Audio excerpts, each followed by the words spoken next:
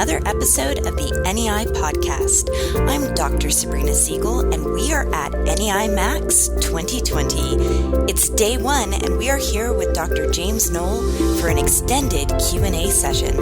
Let's listen in as he addresses your most pressing questions from today's presentation on mass shootings. We are with Dr. James Knoll, and this is an extended Q&A follow-up session of this episode of the NEI podcast. This is a follow-up extended Q&A for the presentation that he just gave at NEI Max 2020 called Mass Shootings, Socio-Cultural Perspectives.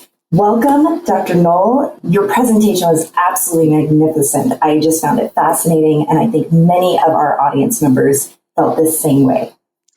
Well, thank you so much, and it's my honor and privilege to be a part of this and talk and hear people's comments and questions.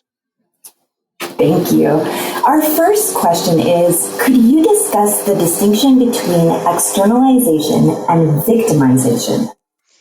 Yes, this is a good question, and I am assuming that because I mentioned the prominent role that externalization plays in mass shootings, but also really in offender psychology in general, is why this question comes up. So the short answer is the difference is, or the distinction is, externalization is classically thought of as a defense mechanism. Now, it's a more primitive defense mechanism and one that is not associated with the best of mental health. So it's really, when you hear about externalization, it's usually used in the same breath as externalization of blame. So rather than, admitting one's own faults and trying to improve or dealing with the repercussions of one's mistakes, the externalizer will externalize the blame onto some outside person or event or some such thing.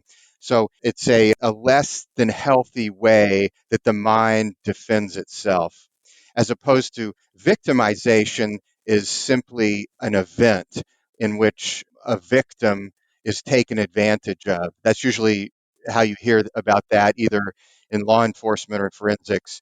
Someone has been victimized. So victimization is an unpleasant event. Externalization is less than healthy defense mechanism. Now, I should also mention, since I laid out the mental functioning spectrum in one of my slides, and I really do encourage interested folks to look up that article in the American Journal of Psychiatry I mentioned that deals with the tripartite, all mental health in one spectrum. And they look at it from a statistical standpoint too, and they call pathology, they assign it the distinction P, a P value. And so the higher the P, the lower the P, and so forth. But the other thing to take away from the article is that this division into three different categories along the spectrum of mental functioning, all the way from the psychotic on the one end to the internalizing and neurotic, where most of us lie because we've chosen to spend our lives studying and being healthcare, mental health professionals, and so forth. But there's this middle group, the externalizing group, that is made up primarily of persons functioning at the level of personality disorders. And in addition to relying on externalization, they also exhibit these externalizing qualities, such as impulsivity, mood lability, difficulty controlling their temper. And then also, with regards to mass murders, they show prominent signs of toxic levels of envy and resentment. And so that's that middle externalizing. And the theme is, instead of delaying gratification to meet the world's expectations, they seek to change the world in reality. This reminds me of the Buddhist metaphor where the monk posits the question, is it better to carpet the entire world in leather or simply carpet the bottom of your feet in leather and walk amongst the world? So Here, the externalizers would have us carpet the entire world in leather. Wow, that's so interesting. The next question is, bullying is obviously a cause of resentment for some mass shooters. What do you think social media's role is in the increase of mass shootings, if any? Well, this is a timely and very good question. It also gives me the chance to recommend. Apparently, most of my social life is spent on Netflix, so I'm going to recommend another Netflix show that most people have seen by now called the Social Dilemma, and it in part answers some of this question. But the answer is clearly yes. Social media is playing a role. The way that it plays a role is that it cordons people off into these echo chambers and feeds them what they want or apparently need to hear. And this exacerbates, it has a tendency to exacerbate whatever emotional struggles one is dealing with. And then there are even groups that one can get into on social media and where folks are promulgating this type of thinking, talking about, the kill rate of mass shooter X, and it's more of this glorification and entrenchment in terms of sociocultural factors. So I think it perpetuates the glorification, the idolization. Now, I'll also say in terms of social media, there probably will need to be some type of social media reforms in the future. I think that's clear to most everyone at this point. What form that's going to take, it will be extremely difficult to say. But things appear to be already underway. Zuckerberg et al. Are already being questioned in front of Congress and so forth. But I, in addition, this question about bullying also gives me the chance to address some other moving forces. So, bullying, which results in social exclusion, and then what we see that lead to are the motives of revenge. But I also wanted to mention the I perhaps didn't talk enough about during my lecture about the toxic envy and the persecutory worldview.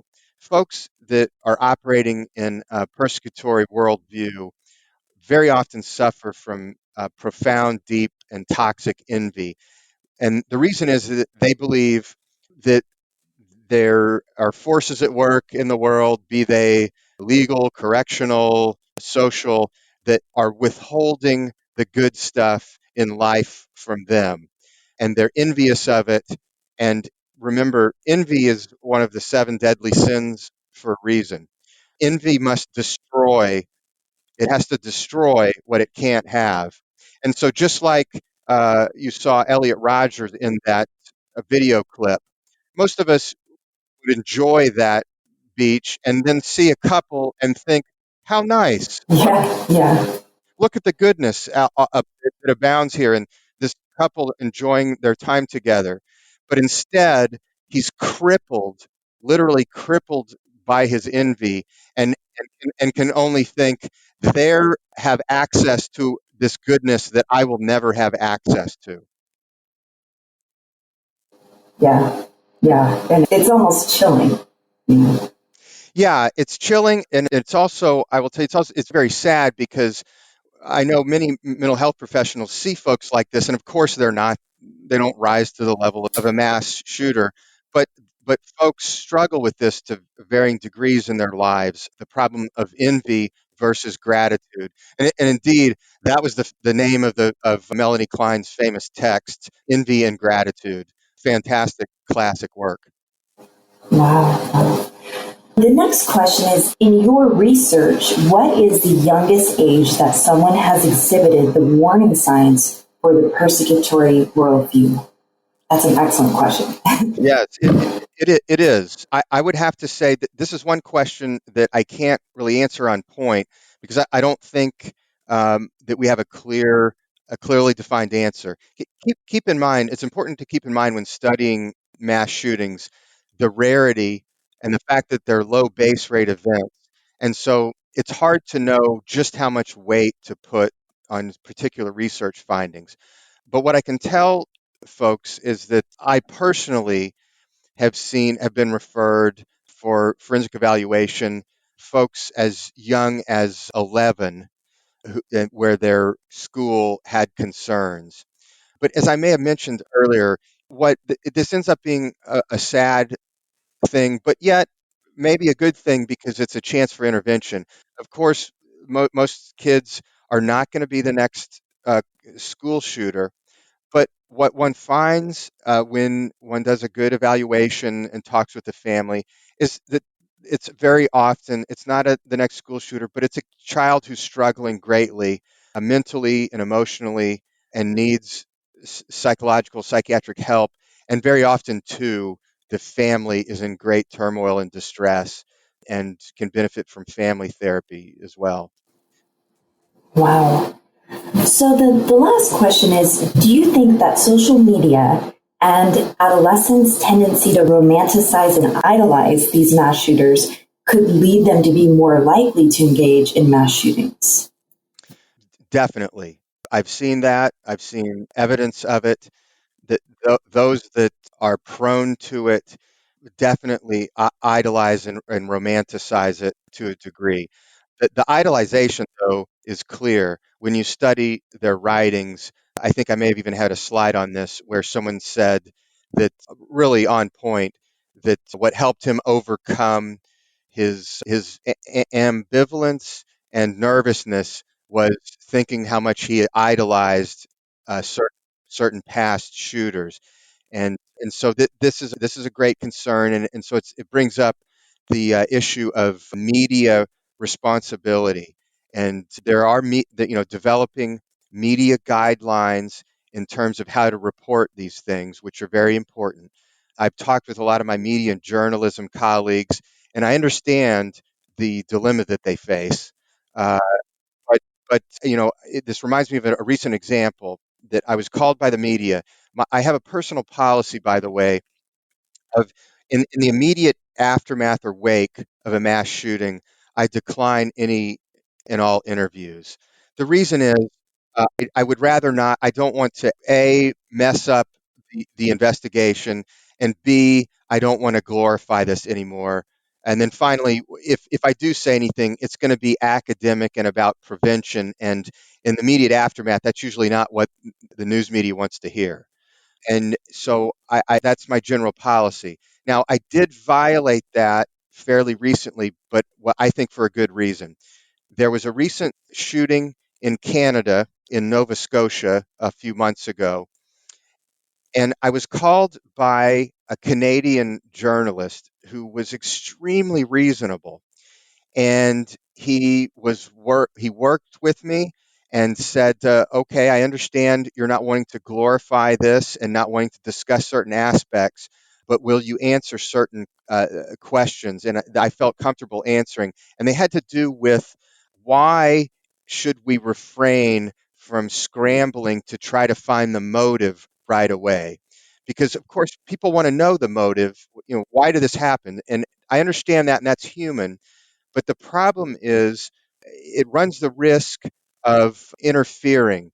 In the immediate aftermath, the detectives are hard at work trying to discover the motive, and they don't need any outside interference.